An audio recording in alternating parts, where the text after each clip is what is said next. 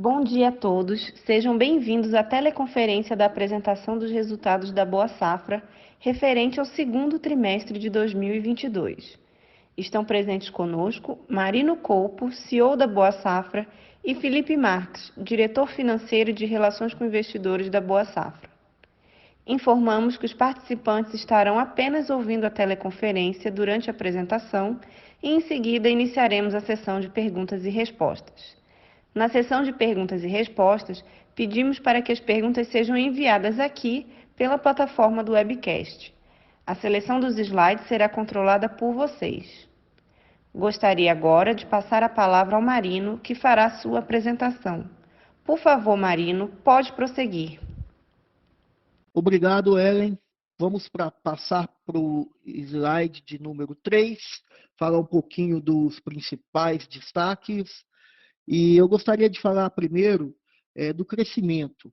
Tá? Então, a empresa cresceu 101%, tá? Em receita líquida, quando a gente compara os últimos 12 meses findos agora no segundo trimestre de 22, com os últimos 12 meses findos no segundo trimestre de 2021. Acho que um dos grandes destaques aí para esse trimestre é a carteira de pedidos, tá? Então, a gente chegamos aí numa carteira de pedidos recordes de 831 milhões de reais. Então, a companhia está com mais de 800 milhões em vendas, que a gente espera faturar agora no terceiro e no quarto trimestre. Quando comparamos também o lucro dos últimos 12 meses, findos no segundo trimestre de 2022, a gente teve aí 59% de aumento no lucro. Eu destaco também a conclusão do nosso CD em Sorriso e o IPO do Fiagro, que até o momento tem sido aí um grande sucesso. Passando para o slide de número 4. Nesse slide a gente destaca um pouco da história, tá?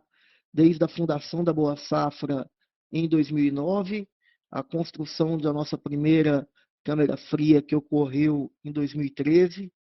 De lá para cá nós não paramos de construir câmeras frias, né? A companhia vem construindo câmeras frias anualmente.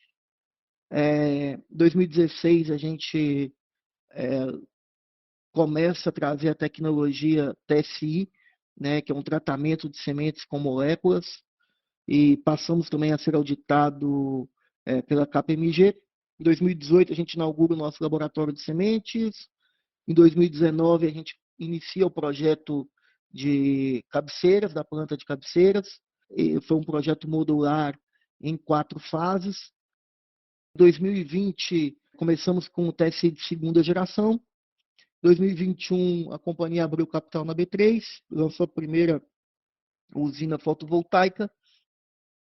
E agora, em 22, a gente começou uma nova estratégia de melhorar a logística e expandir com centros de distribuição. Já estamos construindo 2, né? Isso visa melhorar muito a qualidade do atendimento, a qualidade da nossa logística e até que toda a qualidade que a Boa Safra consegue fazer na fábrica chegue na ponta no cliente, tá? Então, estamos com 2 CDs em construção, né, balsas, que deve estar terminando nos próximos dias, e o CD de Sorriso, que já está terminado e foi ele está concluído e deve ser inaugurado agora no dia 30 desse mês, tá? Então, a inauguração oficial é no dia 30, mas o CD está pronto e a gente já está até transportando um pouco das nossas sementes para Sorriso no nosso CD. Também em 22, um grande destaque, na última segunda-feira, nós fizemos aí o lançamento formal no dia 1º de agosto do nosso Fiagro, basicamente uma parceria com a Suno, e a companhia ela aportou os ativos no Fiagro, a gestora é a Suno, e esse Fiagro deve fortalecer muito o capital de giro da companhia. No slide número 5, eu destaco a Boa Safra em números. É sempre importante olhar 12 meses contra 12 meses, eu acho que fica uma comparação mais justa. Tá? Lembrando que nesse trimestre ele é um momento que a gente está com as câmeras frias cheias, então também é um trimestre que tem um pouquinho de faturamento de semente, mas é, realmente é muito tímido. As sementes elas começam a ser faturadas no terceiro trimestre. Grande parte do nosso faturamento no segundo tri ainda é descarte de matéria-prima, tá? Então, é, olhando o LTM, tá? De 21 contra 22, nós temos aí um aumento de 100% em receitas, 11% em EBITDA e 59% em resultado. Agora, os principais destaques operacionais o aumento da capacidade instalada em 30%, tá? Nós somos aí de 130 mil bags de capacidade instalada para 170 mil bags. A capacidade de armazenamento também cresceu mais de 50%. E as sementes com biotecnologia, que eu acho que vai ser um grande destaque para esse ano, elas estão chegando aí a 90% de toda semente que estamos vendendo tem biotecnologia, frente a 80% no ano passado. E estamos aí aumentando também a base de lojas, tá? De clientes atendidos. Estamos chegando aí a 700 lojas, então 700 pontos de venda que contam com a Boa Safra. A gente tem feito um trabalho árduo aí para expandir, principalmente para o Nordeste, para o Norte e também para o Sudeste do Brasil. E a equipe aí tem feito um ótimo trabalho, a companhia em tudo concluindo, a gente deve apresentar um bom crescimento de market share nessas regiões, tá? Que é apresentado normalmente no final do ano, depois dos pedidos e entregas serem concluídas. E eu acho que o grande destaque é a carteira de pedidos. Tá? No segundo trimestre de 21, a gente tinha 546 milhões em pedidos. Aqui sim é semente, tá? Então o que a gente tem que tinha em semente para faturar era 546 milhões no segundo trimestre de 21 e agora no segundo trimestre de 22 a gente tem 831 milhões em pedidos de sementes para serem faturados, tá? Um aumento de 50%. Mudando para o slide de número 6, eu gostaria de falar um pouco do desempenho operacional e do ciclo de produção da semente de soja. A Boa Safra é uma empresa com uma grande sazonalidade, por isso a gente sempre gosta de estar falando com o nosso investidor sobre a sazonalidade que a Boa Safra tem no seu balanço. Tá? Então, no primeiro trimestre do primeiro trimestre de 2022, em todos os primeiros trimestres, a Boa Safra realiza a colheita da soja. Tá? Então, é um momento de grande despesa no primeiro tri, é um momento em que a empresa tem uma grande despesa, ela colhe, ela acaba pagando toda a matéria-prima, ela acaba tendo aí toda a despesa de logística, toda a despesa de frete, uma despesa forte de energia, de equipe, muita gente operacionalizando. Então, o primeiro trimestre, ele é um trimestre que tem vendas basicamente de matéria-prima, do descarte da matéria-prima que é utilizado para fabricar a semente. Tá? E no segundo trimestre, ele é um trimestre que as despesas na Boa Safra diminuem, tá? Mas a gente termina o beneficiamento e armazena a semente na câmara fria. Tá? Então hoje a gente está com a capacidade cheia, tá? A semente está armazenada, a gente tem sim também uma venda do descarte da matéria-prima, mas o faturamento de semente de soja no segundo tri, né, ele é basicamente inexistente, ele é realmente muito pouco. Tá? Então, ele é um momento que a gente beneficia e armazena a semente. E aí sim, no terceiro trimestre, é o trimestre do início das chuvas no Brasil, início do plantio da soja, e é o trimestre que a Boa Safra fatura, tá? Apesar da gente só faturar no terceiro trimestre, um bom indicador do volume que a gente tem de sementes a faturar, ele está no nosso carteira de pedidos. E é por isso que a gente sempre traz a carteira de pedidos. Então, eu acho que a grande indicação para o investidor de como vai ser o ano, no primeiro e no segundo trimestre, é a nossa carteira de pedidos, que eu vou discutir ela mais adiante. Então, no terceiro TRI, a gente vai ter o início do plantio e faturamento, e no quarto TRI, é o término do plantio da safra, tá? Então, todos os anos são iguais, essa sazonalidade, ela faz parte do nosso negócio. Mudando para o slide número 7. No slide número 7, a gente discute um pouco mais a sazonalidade da operação, tá? Então, está descrito um pouco do que eu falei, do que ocorre no primeiro, segundo, terceiro e quarto trimestre, tá? Mudando aí para o slide de número 8. O slide de número 8, ele demonstra o que a companhia tem feito nos últimos anos, tá? Nós temos aí ampliado também os nossos campos de produção, tá?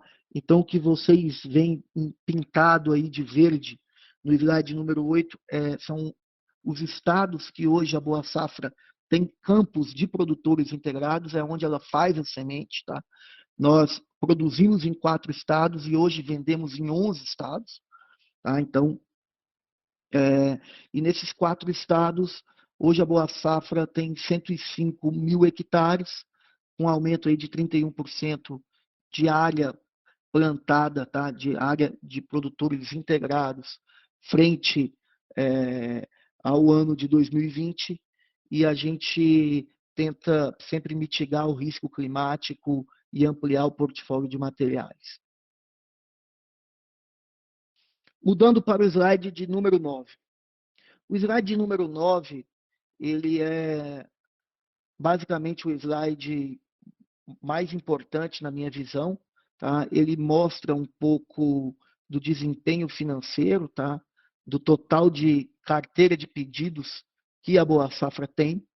Então, se vocês acompanharem, no segundo TRI de 21, a gente tinha 546 milhões de reais em carteira de pedidos, tá? Em 21, e a gente acabou gastando aí 339 dos 546 milhões, faturamos 339 em sementes, tá? Mais um pouco de matéria-prima.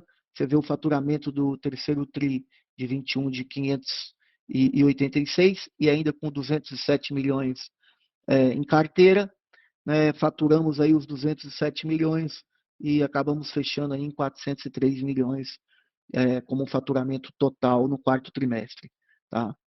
E agora, primeiro TRI de 22, já no primeiro trimestre a gente teve aí 742 milhões em pedidos e para o segundo TRI os pedidos aumentam em 89 milhões e agora a gente já tem 831 milhões em carteira de pedidos, tá?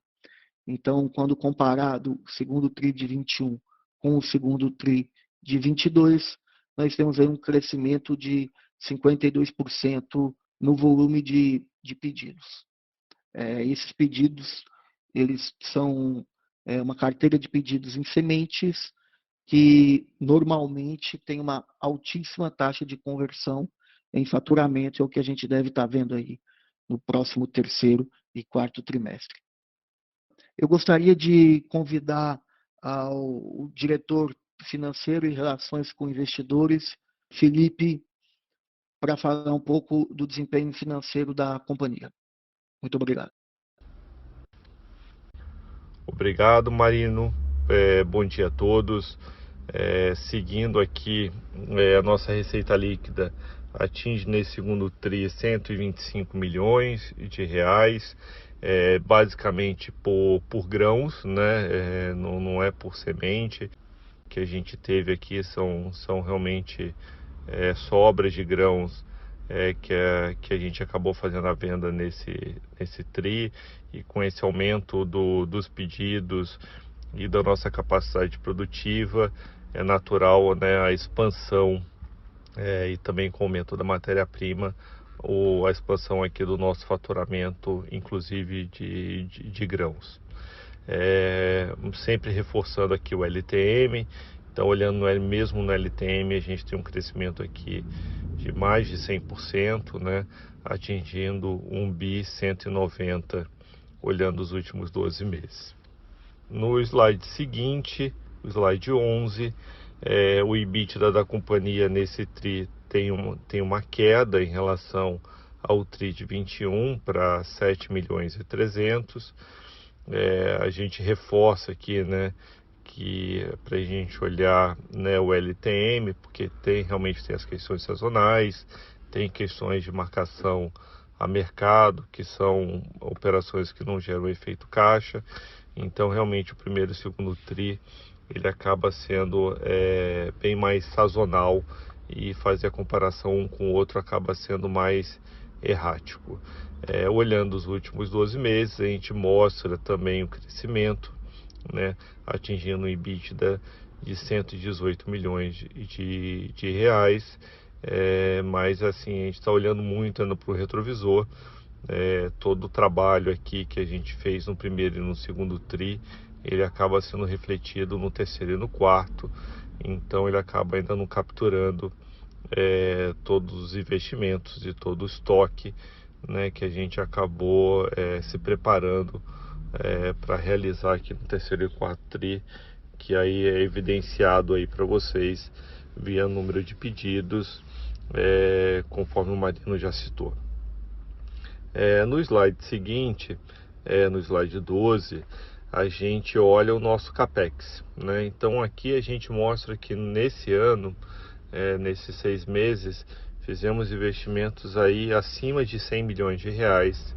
Então a nossa estratégia é garantir que realmente a gente consiga entregar toda a demanda de mercado que a gente vislumbra, e a gente conseguir aqui fazer a entrega dessas obras. Reforço que a gente não conseguiu todos os financiamentos que a gente gostaria até então, mas a gente tomou uma decisão estratégica que a gente não poderia colocar em segundo plano o adiamento dessas obras. Então a gente está fazendo isso realmente com os recursos do IPO, com os recursos próprios, essas obras, e tocando concomitantemente os financiamentos da companhia. Então, à medida que eles sejam aprovados, consequentemente são, né, financiamentos de longo prazo, a gente vai começar a ver eles estarem casados, né, do ponto de vista de estar ali no nosso passivo não circulante esses novos financiamentos, e assim a gente ter uma fonte de recurso condizente com um ativo imobilizado que é dessa natureza, né? E lembrando aqui, conforme o Marino citou do Fiagro, uma das poucas coisas que a gente não conseguia financiar eram os terrenos, né?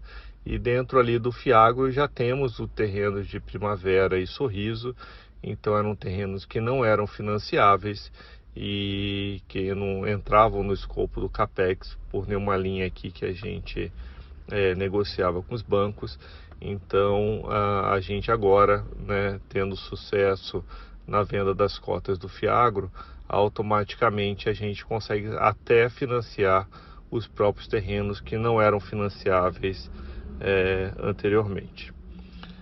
No slide seguinte, no slide 13, a gente mostra o nosso lucro líquido. Ele tem uma queda nesse segundo TRI de 22, como eu disse, né, ele é mais errático aqui quando a gente compara, atingindo 6 milhões e 200, mas quando a gente olha aqui o lucro líquido no LTM, né, reforçando para a gente diminuir a questão da sazonalidade, a gente mostra aqui um crescimento de 59%, atingindo aqui um lucro líquido de 118 milhões de reais, mas reforçando, ele ainda não demonstra o nosso resultado desse ano, dessa carteira de pedidos, porque essa carteira de pedidos ela ainda não foi faturada, então realmente ela acaba não sendo refletida no nosso resultado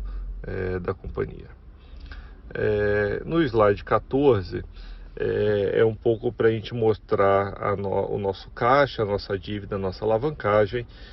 A gente teve uma queda significativa aqui no caixa, né, para 83 milhões, justamente por dois principais motivos. O CAPEX, que eu já mencionei para vocês, e o outro motivo é o estoque, né? Então a gente está gerando todo o nosso estoque para fazer a venda de semestre nesse segundo semestre. Então é natural, e também com o aumento do preço das commodities e o aumento do volume, como vocês viram ali no número de pedidos, eles acabam consumindo. Esse realmente é o período do nosso pior nível de caixa. Ele é uma questão muito pontual do segundo tri, e que à medida que a gente entra no terceiro e no quarto tri, que entra caixa, entra resultado, e aí você tem uma redução significativa. Então a gente reforça, a gente sempre conseguiu olhar aqui a companhia no fechamento de dezembro, né? Porque realmente a gente consegue basicamente construir boa parte do ciclo casado do ano, né? Pega já um pouquinho do próximo ano, mas é pouca coisa, então a gente consegue ter uma visão realmente anual da companhia do ponto de vista de balanço de alavancagem no balanço de dezembro. Quando a gente olha a liquidez corrente, né, então acho que isso é importante, como vira muita coisa estoque, exceto essa questão aí pontual do CAPEX, a gente mostra aí que a gente tem um índice de liquidez de 1,38. Do ponto de dívida líquida a gente atinge, né, 311 milhões de reais, e uma dívida líquida EBITDA, olhando os 12 meses, que também não reflete o resultado ainda do que a gente está construindo e o que a gente está gerando de capital de giro no balanço. Ele acaba pegando o EBITDA ainda do ano passado, mas ele mostra aqui uma dívida líquida EBITDA de 2,6, né? Conforme a gente já tinha comentado antes, em alguns calls, uma dívida líquida de até 3 é uma dívida líquida que a gente entende super saudável para a companhia, e ainda mais no nível aqui intraanual, né, que é essa questão pontual de antecipação de tecnologias, de compra de estoque, e nesse nível de crescimento que a Boa Safra tem, então realmente ele acaba gerando esses saltos maiores aqui dentro do ano, e que a gente, com o final do ano, a gente realmente equaliza esse nível de dívida líquida e EBITDA, e com a geração de caixa da companhia conseguir garantir o nosso nível de crescimento e o nível de entrega da empresa. No slide seguinte, slide 15, sobre os temas ESG, né, estamos felizes aqui, né, a gente, né, comunicou a vocês de ter entrado para 4 novos índices, então acho que é um importante movimento de liquidez da companhia. No próximo slides, no anexo, né, são o balanço e a DRE da companhia. O que eu só queria ressaltar aqui é que o consolidado foi pela questão do Fiagro, então por isso a gente teve aí esse balanço consolidado no final do dia. Então essa é a pequena modificação aí do que vocês estão habituados a ver dos resultados da empresa. E vamos entrar agora no Q&A, e aí acho que agora a gente pode esclarecer as dúvidas pontuais e ter um bate-papo aqui interessante, que estamos aqui muito animados com o nosso resultado desse primeiro e segundo tri, né? As sementezinhas foram plantadas, tanto do lado, né, pelo número dos pedidos que vocês viram, pelo lado do Fiagro, como nova alternativa de funding nossa. Então, acho que a gente está muito bem posicionado aqui pro segundo semestre do ano. Vamos lá. Obrigada. Iniciaremos agora a sessão de perguntas e respostas para investidores e analistas. As perguntas devem ser enviadas aqui mesmo, através do chat da plataforma. Pedimos que aguardem enquanto coletamos as perguntas. Bom, pessoal, a primeira pergunta é do Daniel Sasson. Ele queria falar um pouco sobre a margem, né?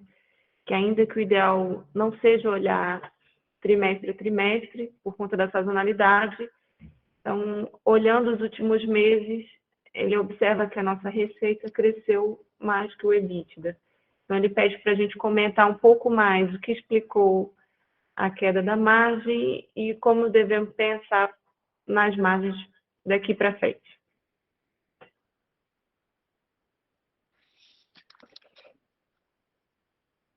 Bom, vamos lá. Falando um pouquinho aqui da margem. O que ocorre, tá? Principalmente nesse primeiro e segundo trimestre, a gente teve um aumento muito expressivo do preço da soja. A soja está muito firme, matéria-prima. E não somente isso. A gente teve, devido ao aumento dos insumos, muito dos nossos clientes, os produtores parceiros, na verdade, produtor integrado, eles estão optando por comercializar sua soja mais cedo. Então, eu vou dar mais cor aqui à explicação. A Boa Safra ela funciona assim: a gente contrata um produtor integrado, tá? Um produtor parceiro, são muitos produtores, e esses produtores eles plantam a nossa matéria-prima que vai virar semente. Tá? O nosso business, o nosso negócio é vender semente de soja. De preferência, semente de soja com biotecnologia, que hoje já está em 90%, e de preferência uma semente de soja tratada com TSI. Tudo isso agrega mais valor e agrega mais margem. Tá? Mas no negócio base de semente, tudo que a gente compra do produtor integrado, a gente tem mais ou menos 1/3 de descarte, tá? Em torno de 30% a 35% de descarte. Então, de toda a matéria-prima que entra, esse descarte ele é grão. Tá? E esse descarte, ele normalmente ele é do produtor integrado, apesar da gente comprar, então a gente faz uma compra e venda muito rápida nele. Então a gente compra esse produto, vende, vende ele e paga o produtor, e normalmente a gente tem aí entre 50 centavos, às vezes R$ 1 por saco de ganho. Tá? É uma margem muito pequena. Então, o que acontece? Com o aumento do preço da soja, ele aumentou o nosso faturamento, tá? Em alguns milhões de reais. Então, a gente está vendendo esse descarte da semente, tá? Por um valor mais caro, mas não necessariamente ganhando mais. Tá? Então, você vê que o faturamento ele infla um pouco, principalmente ele inflou no primeiro TRI e agora no segundo TRI, tá? Por conta do preço da soja. É o preço da soja mais alto. A gente está ganhando uma margem muito similar nos negócios que a gente já tinha no ano passado. Tá? Volto a dizer que não é o nosso business ele é a semente que a gente tem pedidos em carteira, que vai começar a faturar a partir de setembro. Tá? Então, esse é o nosso business, mas quer dizer, com o preço da matéria-prima subindo, a gente está vendendo esse descarte da matéria-prima e, né, pagando para o produtor integrado, com a margem baixa. Historicamente é baixa esse negócio. O nosso business não é ser uma trade, tá? E ele está ficando um pouco mais relevante no balanço. Isso explica até um pouco a diminuição de margem, porque com o aumento desse preço, a margem que a gente tem operado na semente é basicamente a mesma, tá? Que é o nosso business. Nosso business é vender uma semente, que é uma soja com valor agregado, com royalties e com TSI. Tá? Então, é os pedidos em carteira que vocês veem, que é dali que vai vir a margem. Tá? Mas a parte de trading, ela está crescendo um pouco, está inflando muito em função do preço da commodity, e que a gente ganhando 50 centavos ou R$ 1, quando a soja era 80, R$ 100, você ganhava sei lá, R$ 1 por saco dava 1%. Hoje que a soja está 160, 180 e você ganha o mesmo R$ 1, você está ganhando 0,5%. Então, ele infla o faturamento, abaixa a margem, mas não é a base do negócio, tá? E tem um pouco de sazonalidade por causa do preço dos insumos. Muito dessa matéria-prima, desse descarte de semente, a gente, em anos anteriores, acabava vendendo no terceiro e no quarto trimestre, porque o nosso produtor integrado acabava esperando um pouco para comercializar.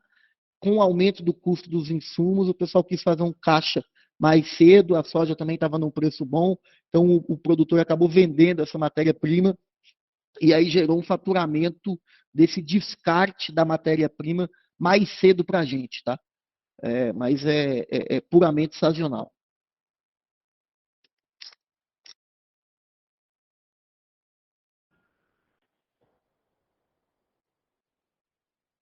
Ok. Tem mais uma pergunta aqui do Daniel, que ele fala que grande parte dos produtores tem se antecipado cada vez mais, adiantando as compras de insumos, e pede para a gente dar um pouco mais de cor nesse novo ritmo de compras, né? Se a gente deveria esperar algum deslocamento da sazonalidade da receita por conta dessa cadência, ou se, em outras palavras, o seu primeiro semestre deveria ser cada vez mais forte.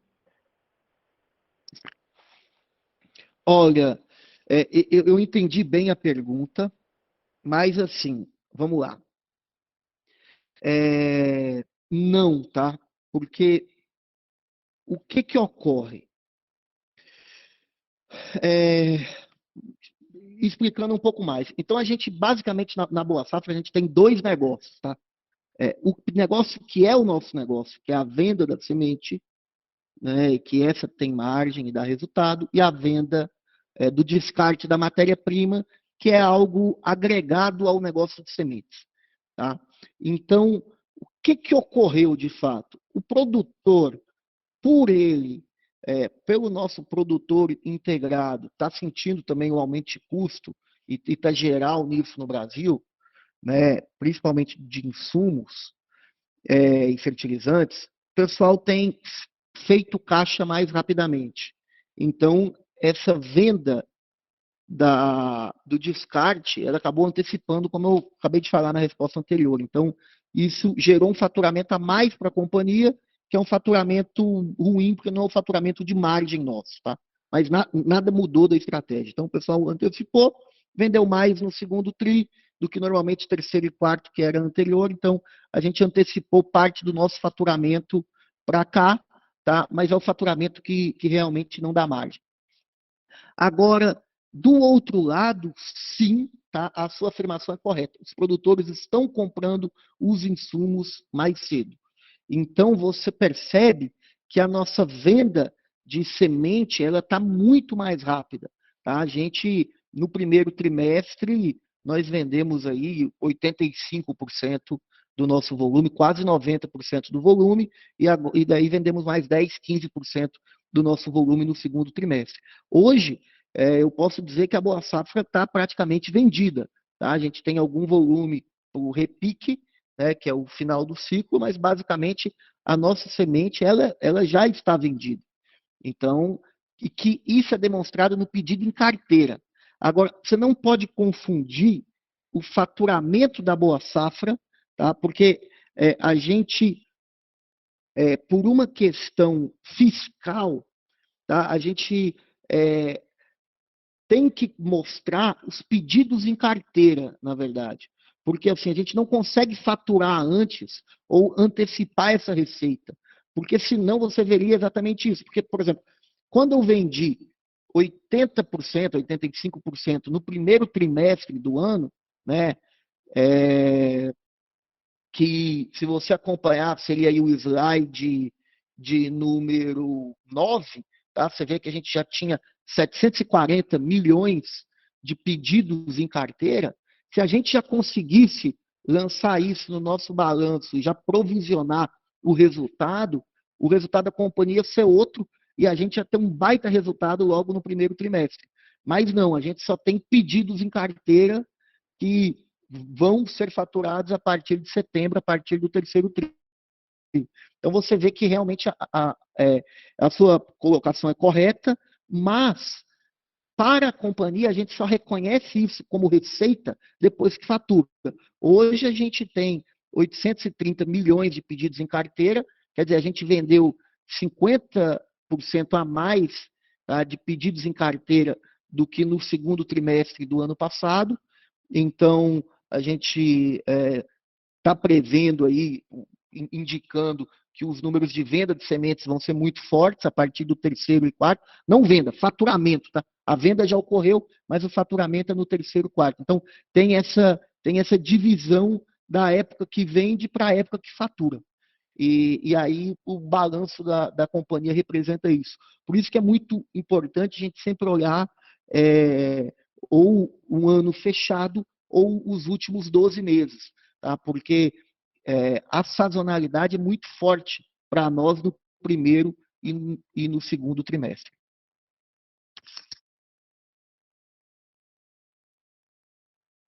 Bom, a próxima pergunta vem do Pedro Fonseca.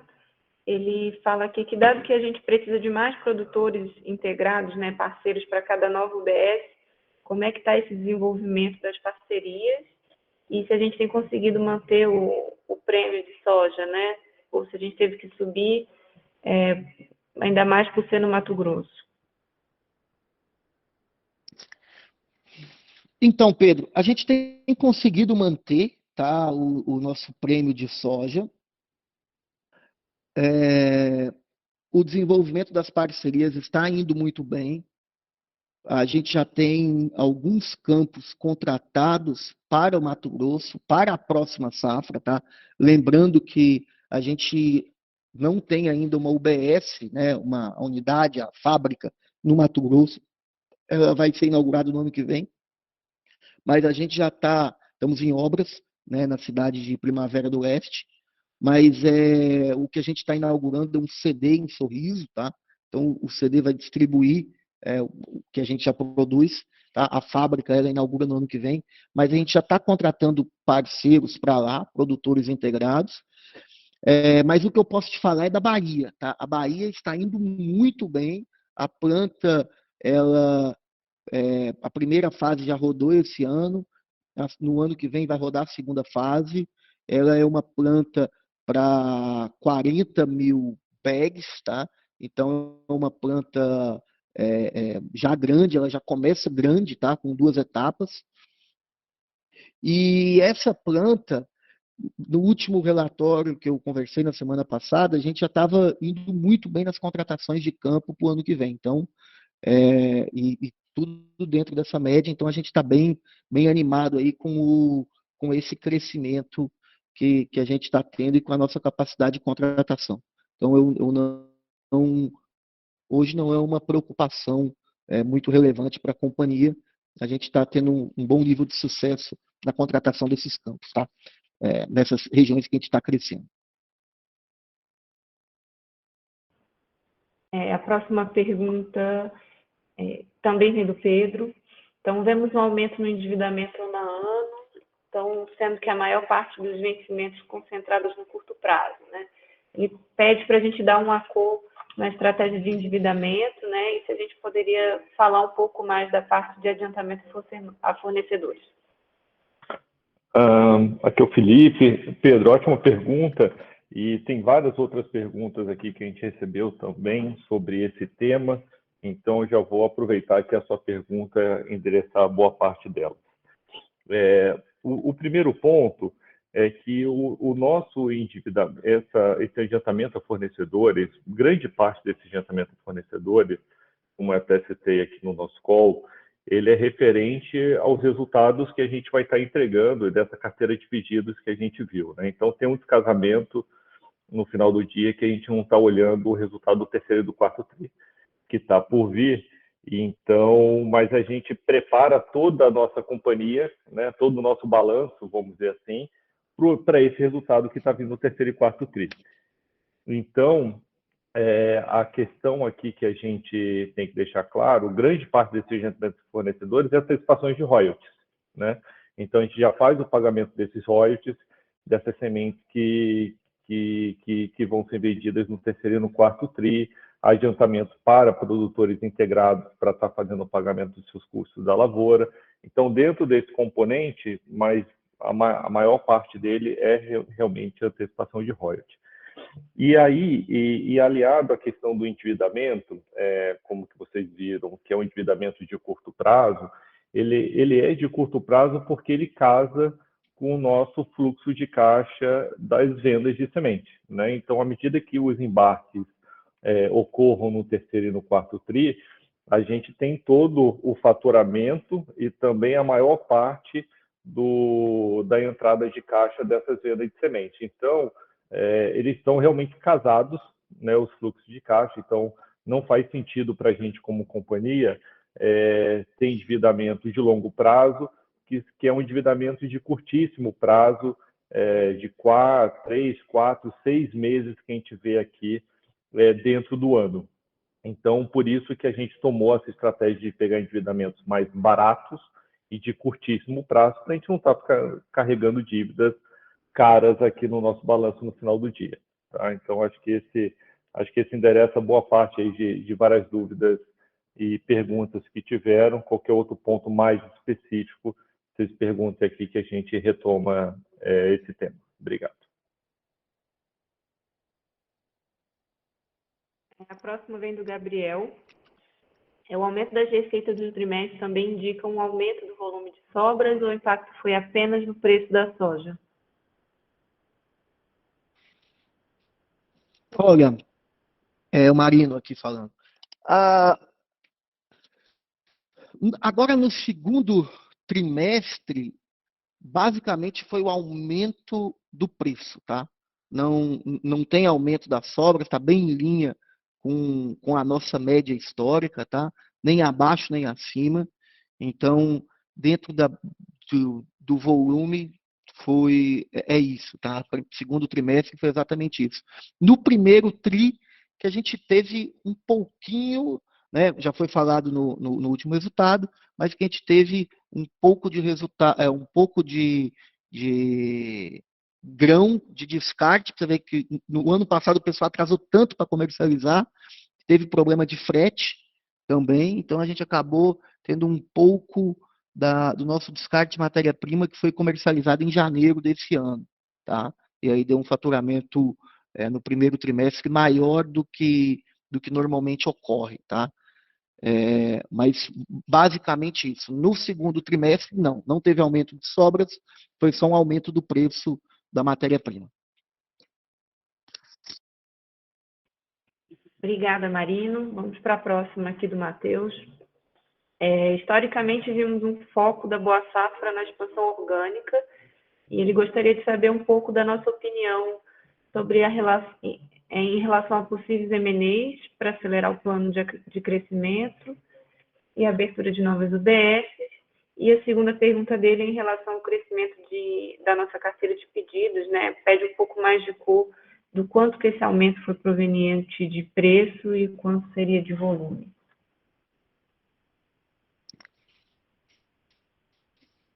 Bom, então, Matheus, a primeira pergunta sobre M&A, a gente tem olhado muito M&A, tá? Nós estamos aí tendo várias possibilidades, mas, assim, a verdade é que a gente tem achado as coisas no nosso setor um pouco caras, tá?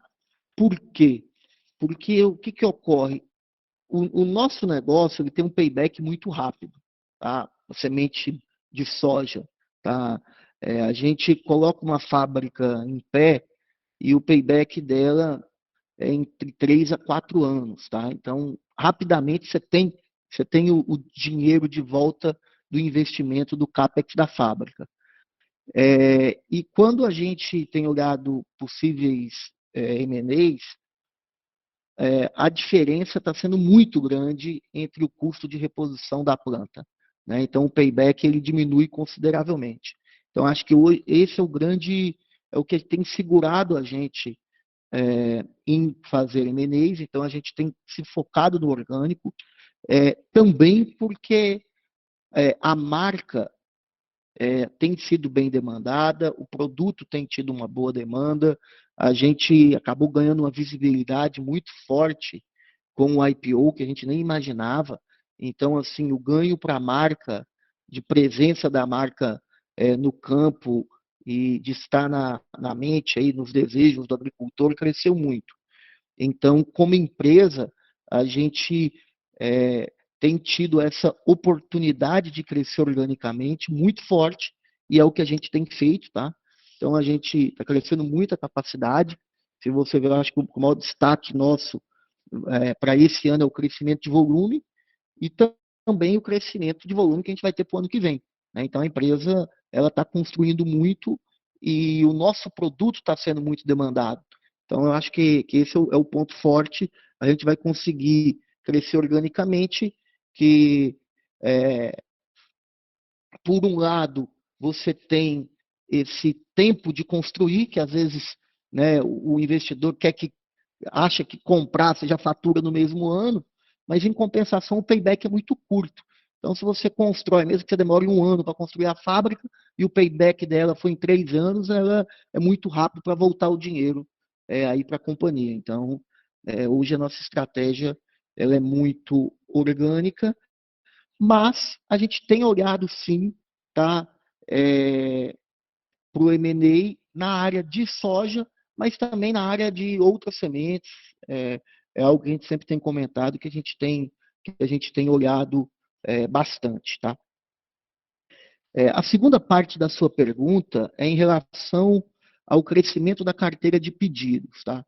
Então, eu diria que a carteira está crescendo 50% mista, tá? Ela tem uma parte que ela está crescendo em volume, tá? Então a gente espera crescer entre mais ou menos 35% em volume, tá? Dos 52%, 35% é volume, e uma outra parte ela é em preço barra biotecnologia, tá?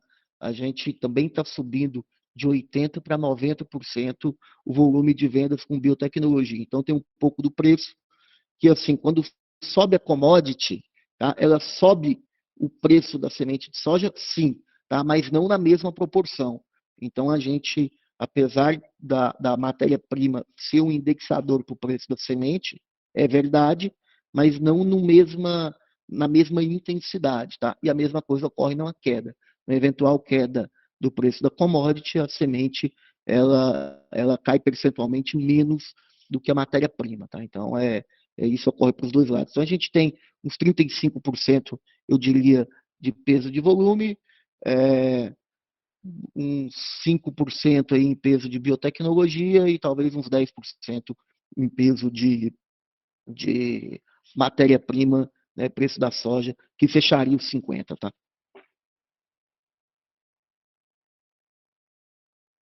Obrigada, Marino. A próxima pergunta vem do Vitor Blasques.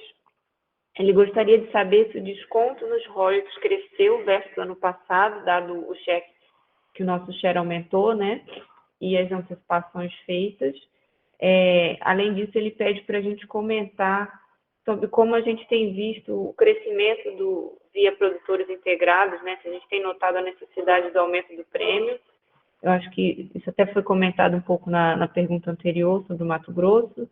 E como tem sido o entendimento da proposta de valor da Boa Safra por parte desses novos produtores integrados?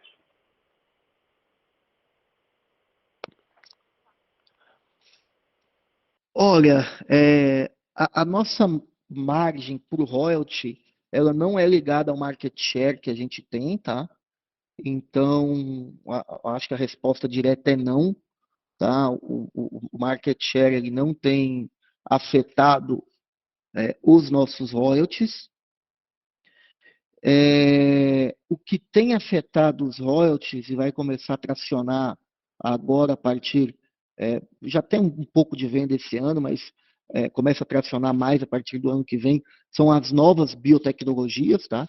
Então, tanto a Bayer quanto a Corteva, elas estão lançando 2 novos eventos, foram lançados no ano passado, esse ano a gente já está comercializando, em torno de 5% do nosso volume com as novas biotecnologias. Tá? Para o ano que vem, a gente quer crescer bastante nessas tecnologias, nós queremos triplicar o volume delas. Tá? E essas aí têm um royalty um pouco mais caro, o que dá uma margem um pouco melhor, tá, para a gente. Não percentualmente, mas você vende um produto mais caro, com a mesma margem, te dá um maior retorno financeiro. Tá?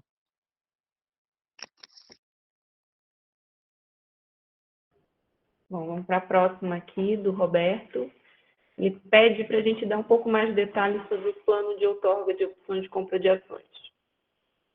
Roberto, obrigado pela pergunta. A gente já tinha aprovado, né, o plano na Assembleia, e agora o que teve a deliberação por parte do Conselho foi as características dessas opções, né, reforço, opções de ações que estão sendo concedidas nesse ano. Então, são apenas 343 mil opções de ações, né, que foram concedidas, que só pode ser concedido, ter um período de vesting de 3 anos no final do dia, então ela não é oferida imediatamente, tem vários pré-requisitos aqui. Então, versus nossos 117 milhões de ações, ele realmente é bem pequeno, né, perto do capital da companhia. E o que eu quero reforçar é que esse plano, ele é um plano que foi, esse strike price dessas opções, ele é a mercado, tá? Então, ele foi feito dentro do preço de mercado da companhia, então não foi feito alguma concessão aqui de opção in the money, no preço fora do preço de mercado. Então, acho que esses dois componentes aqui, tanto pelo tamanho e por ser at the money, né, o preço do strike price, mostra aí um baixo eventual poder aí, de precificação até dessas próprias opções que vão estar sendo marcadas no nosso balanço a partir aí do balanço do terceiro tri. Obrigada, Felipe. A próxima vem da Heloísa. Ela pergunta se deveríamos olhar a empresa pela margem financeira mais do que pela margem percentual, e se uma queda do preço na soja deveria resultar em uma margem percentual maior. Heloísa, é o Felipe aqui novamente. Excelente a sua pergunta, muito boa mesmo, porque a gente realmente está tendo muitas discussões que o resultado, e até tem algumas perguntas aqui sobre fluxo de caixa operacional, o resultado operacional da companhia e o resultado financeiro, eles acabam se misturando, tá? E por quê? Por vários motivos, né? Então, se a gente está falando que a gente faz alguma antecipação de recursos para o nosso produto integrado, essa receita que a gente tem ali, ele acaba indo para resultado financeiro no final.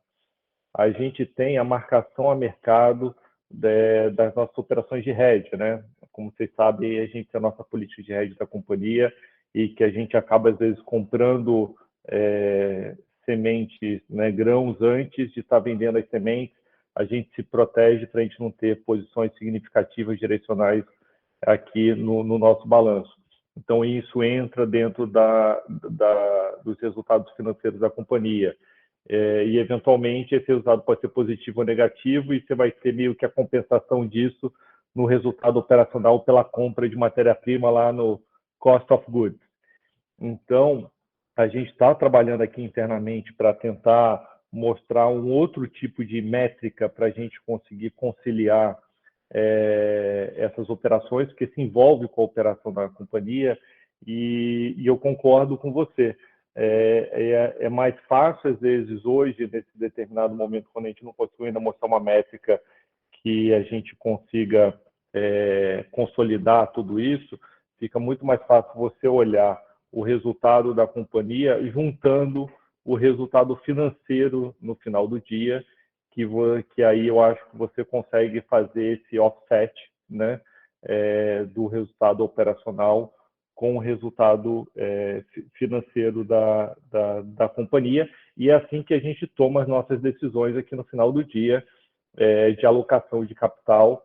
Então, realmente, a parte financeira e a parte operacional acabam se conversando do ponto de vista de tomada de decisão. Obrigada, Felipe. A próxima pergunta vem do Nelson, né? Foi comentado que a companhia está atendendo 11 estados brasileiros com a venda de sementes, e ele quer saber qual o share do nosso mercado interno e se existe alguma estratégia viva para aumentar essa participação. Então, Nelson, é exatamente isso. A gente está hoje presente em 11 estados brasileiros, tá? No nosso resultado de final de ano, né, que foi do quarto trimestre de 2021 e também no resultado, no nosso release de quarto trimestre desse ano, a gente vai atualizar o share, tá? E aí lá você encontra informações da companhia em estado por estado, qual que é o respectivo market share. No ano passado, nós estávamos com 6,1% de market share no Brasil, tá? Mercado interno, e é o único mercado que a gente atende, tá? Então, 6,1% de share no Brasil, e a gente acredita que deve crescer um pouco mais, tá? Nesse ano, tendo em vista que a gente aumentou bastante a capacidade e os pedidos em carteira estão animadores e devem performar muito bem, tá? O que a gente está fazendo de estratégia? Então, assim, se você olhar, você vai perceber que a gente já é uma empresa que ela está muito bem aqui no centro do país. Então, a gente atende muito bem o Goiás, Minas, Mato Grosso e o Distrito Federal. Mas a nossa participação tem muito a crescer nos estados do Norte e Nordeste. Então, nós expandimos para lá com uma planta na Bahia, um CD no Maranhão, tá? O CD deve estar pronto nos próximos 30 dias. Então, acho que são os dois destaques. A gente está fazendo um esforço grande para crescer para o Norte. Também para consolidar a nossa participação no Mato Grosso, tá? Com uma planta e um CD também sendo construídos. É importante sempre colocar que o Mato Grosso sozinho é 1/3, tá, de toda a área plantada de soja no Brasil, então a gente não pode tirar o olho do principal estado produtor. Tá? Então é isso que foi feito. A primeira fase da estratégia foi ampliar as nossas plantas atuais de Goiás e Minas, tá? Expandir para o Norte e Nordeste e também fazer essa expansão ou essa consolidação do mercado no Mato Grosso, que é o mercado também que mais cresce no Brasil. E agora a gente está olhando um pouco mais outras regiões, o Sudeste e o Sul do país, são áreas que o Sul é um grande produtor, tá? Mas é uma região que não tem mais crescimento, e o Sudeste é um médio produtor, mas a gente tem visto até um pouco de conversão de áreas de cana, tá, para a soja.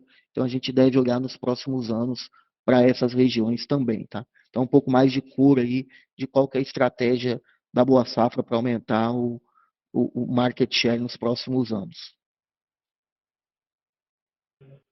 Obrigada, Marino. Pessoal, como a gente recebeu muita pergunta, eu vou direcionar agora para a última aqui, que a gente está chegando próximo do nosso horário do call. A pergunta vem do Juan. Ele quer saber aqui se as novas fábricas são adaptadas para o beneficiamento e produção de todos os tipos de semente, biotecnologia, TSI de primeira e segunda geração, e se existe maior demanda para essas sementes do que a capacidade de produção que a gente tem hoje. Olha, boa pergunta. Sim, tá? As novas fábricas, elas já são adaptadas, tá?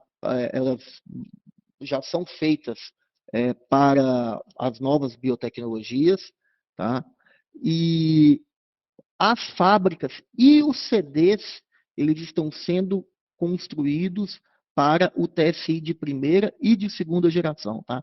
Um dos nossos objetivos é poder fazer o TSI no CD também. Então, a molécula de segunda geração, o tratamento, tá, com fungicidas, inseticidas, né, que é a primeira geração, e as moléculas, que é a segunda geração, eles vão ser feitos, sim, nos nossos CDs e nas nossas fábricas.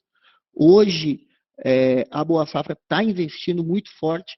Só esse ano nós estamos aí com mais 3 máquinas para a TSI, e o que você colocou é uma verdade, tá? Hoje a gente está precisando investir mais em TSI para conseguir crescer, a demanda está crescendo até acima do esperado, então a gente está bem satisfeito e a gente está se focando nisso. A partir do ano que vem, os nossos 2 CDs, tá?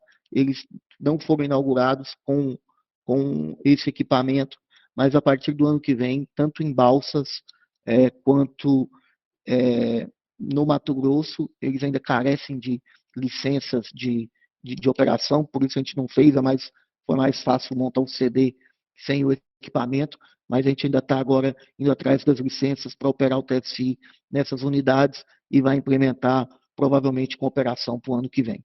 Tá? Então, essa é a ideia, e sim, o TSI está crescendo bastante. Obrigada, Marino. Pessoal, gostaria de agradecer todas as perguntas enviadas. Como a gente recebeu muita pergunta, a gente pede para o que não foi respondido aqui seja encaminhado à equipe de RI, que a gente estará à disposição aí de vocês para responder tudo. Agora eu vou passar a palavra ao Marino para suas considerações finais. Marino, pode prosseguir. Bom, gostaria de agradecer a todos, a equipe da Boa Safra, mas principalmente o investidor. A gente sabe que realmente a nossa operação é bastante sazonal, então o investidor tem que estar atento, mas nós estamos aí bastante contentes com o crescimento, com o andamento das obras, com a carteira de pedidos, que nos indica aí que a gente vai ter um bom ano pela frente. Muito obrigado a todos aí pela participação. Então, obrigada. A teleconferência de resultados do segundo trimestre da Boa Safra está encerrada. Por favor, podem desconectar.